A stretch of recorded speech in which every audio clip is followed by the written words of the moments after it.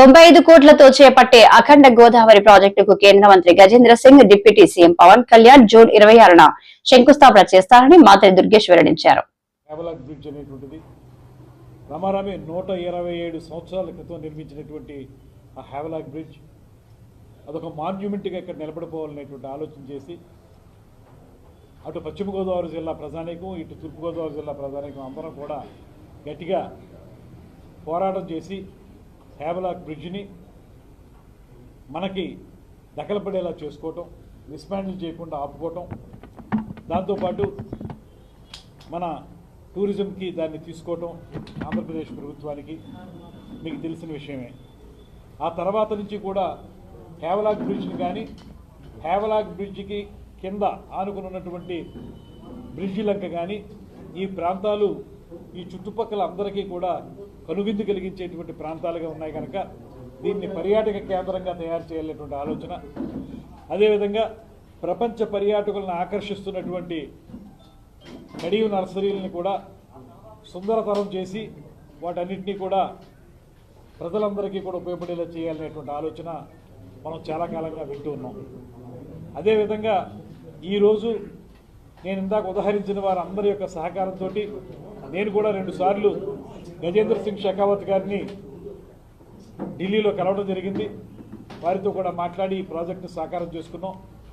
రమారమి 94,44,00,000 వ్యయంతో, అంచనా వ్యయంతో ఈ ప్రాజెక్ట్ని మనం ప్రారంభిస్తూ ఉన్నాం శంకుస్థాపనతో.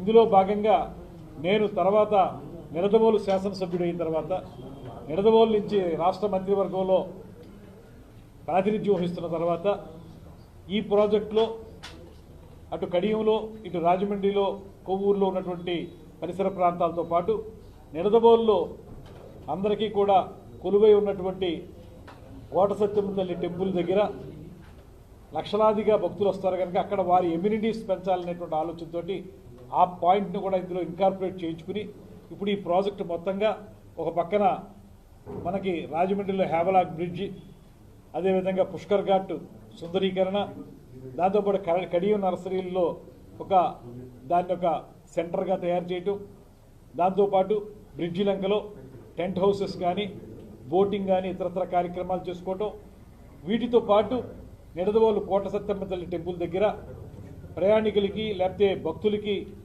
సౌకర్యాలు కల్పించే కార్యక్రమం, దాంతోపాటు అక్కడ కూడా గోదావరి కాలువ ప్రవహిస్తుంది కనుక అక్కడ గోదావరి హారతి ఘాట్ని ఏర్పాటు చేసుకోవటం, దాంతోపాటు బోటింగు, అదేవిధంగా కెఫ్టేరియాలని పెట్టుకుని పర్యాటకులను ఆకర్షించాలనేటువంటి బృహత్తరమైనటువంటి ఆలోచనతో ఈ కార్యక్రమాన్ని మనం రూపుదిద్దిన కార్యక్రమం. ఇందులో కొంతమేరకు అంటే పూర్తిగా 94,44,00,000కి ఇంకా టెండర్లు ఫైనలైజ్ కాలేదు, కానీ అందులో ముందు మన పుష్కర్ ఘాట్ని సుందరీకరించే కార్యక్రమానికి సంబంధించి దానికి టెండర్లు ఫైనలైజ్ అయినాయి. ఆ టెండర్ల ద్వారా రేపు 26వ తారీఖున దానికి శంకుస్థాపన చేసుకోబోతున్నాం. దీనికి ప్రత్యేకించి మన రాష్ట్రం మీద మక్కువతోటి ఈ శంకుస్థాపనకు పార్టిసిపేట్ చేయడానికి విచ్చేస్తున్నటువంటి గజేంద్ర సింగ్ షెకావత్ గారికి ప్రత్యేకమైనటువంటి ధన్యవాదాలు తెలియజేస్తా ఉన్నాం. వారు రావడానికి కారణమైనటువంటి మన ఉప ముఖ్యమంత్రి పవన్ కళ్యాణ్ గారు, పార్లమెంట్ సభ్యులు పురంధేశ్వరి గారికి కూడా ప్రత్యేకమైన ధన్యవాదాలు తెలియజేస్తూ, ఇది special assistance to states for capital investment, సాస్కి అంటారు దీన్ని.